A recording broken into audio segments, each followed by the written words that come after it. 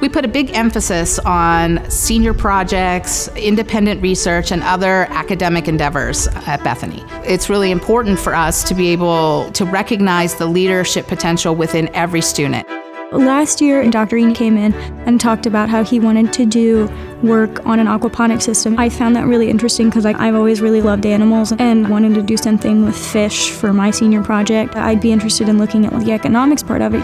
So aquaponics is a combination of hydroponics and then aquaculture, which is essentially like fish farming. Fish will make the water that they're in nutrient rich, and then that water gets cycled into the lettuce troughs, and then the lettuce takes in the nutrients, cleans up the water, sends it back to the fish, and it's just a continuous cycle. It's really, really good for the environment.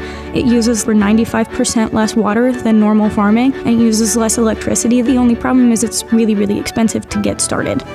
The systems need a really big biofilter for nitrifying bacteria to colonize, and nitrifying bacteria is the stuff that takes in all the toxic compounds from the wastewater, cleans it up, and makes it pretty for the fish so the fish stay healthy. But what we're looking at and what we're trying to see is if you don't actually need those biofilters, if you can just get it clean straight off the lettuce. And no one's ever actually looked at it before. Each year we have a scholarship symposium where students present their work to the larger community. This is where they actually get to stand up and say, no, this is something that I've done, and then it's celebrated. And students often walk away from that experience viewing themselves with a different lens. Well, I definitely feel like it got me a little more used to public speaking. One of my professors actually emailed me afterwards and was like, you did a really good job. And I was like, I was really nervous. She goes, you didn't look it. And I went, I felt it. There's a business that's local here in the Ohio Valley called Grow Ohio Valley that's trying to start up an aquaponics business. They could theoretically harvest 2 million pounds of lettuce a week.